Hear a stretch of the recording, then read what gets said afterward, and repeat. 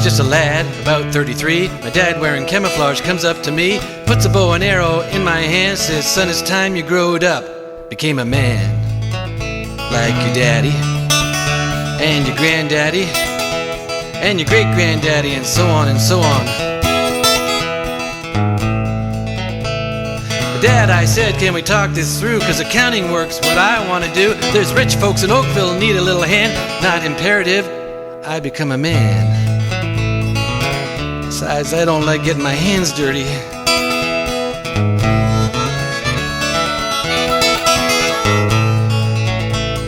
Well, I could see he's gonna give me a heck by the way his hair stood on his old red neck. Said, "Take these keys in my Chevrolet truck. Don't come back till you nail me a buck. Nail me a buck, nail me a buck." He said, "Take these keys in my Chevrolet truck. Don't come back till you nail me a buck."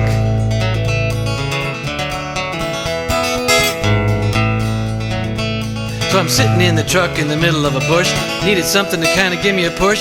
Finished off the last can of beans, so the odor in the cab was getting kind of mean. Guess that's the push I needed. Got out looking for anything with a white tail.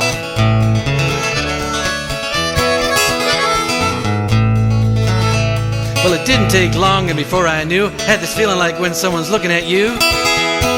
Turned around and it was just my luck. 30 yards away there's a 10-point buck. Staring at a buck, staring at a buck. Well, I turned around, it was just my luck. 30 yards away there's a 10-point buck.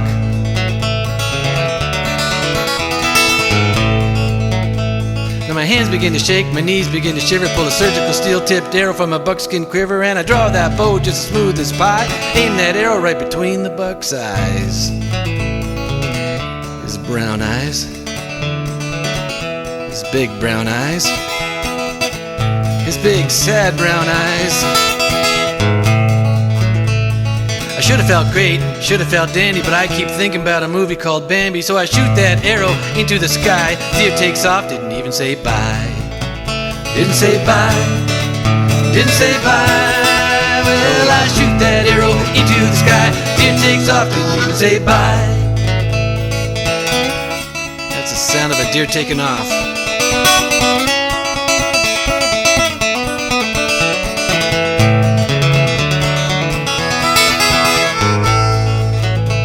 Get back in the truck, feeling kinda blue, moving pretty fast on Highway 62. When out of nowhere, wouldn't you know, run smack dab into a beautiful doe. Dead doe in the middle of the road. So I pick up the doe that I just schmucked, throw her in the back of Dad's pickup truck, drive to Lamab in a bit of a hurry, stop off at Richard's Taxidermy. Best taxidermist in Lamab. Only taxidermist in Lamab.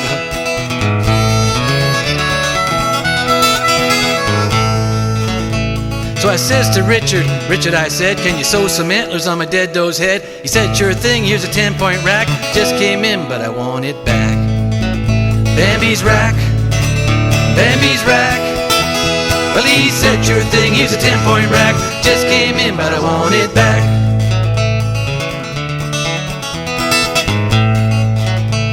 Well, I brought that deer for my daddy to see. Told me how he's so proud of me. Hands me his camouflage suit with care. Tells me he even used it for underwear. Actually, that's what I'm doing right now.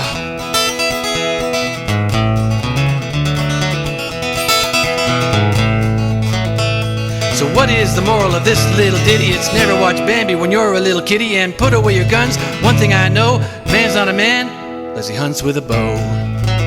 Hunts with a bow, hunts with a bow.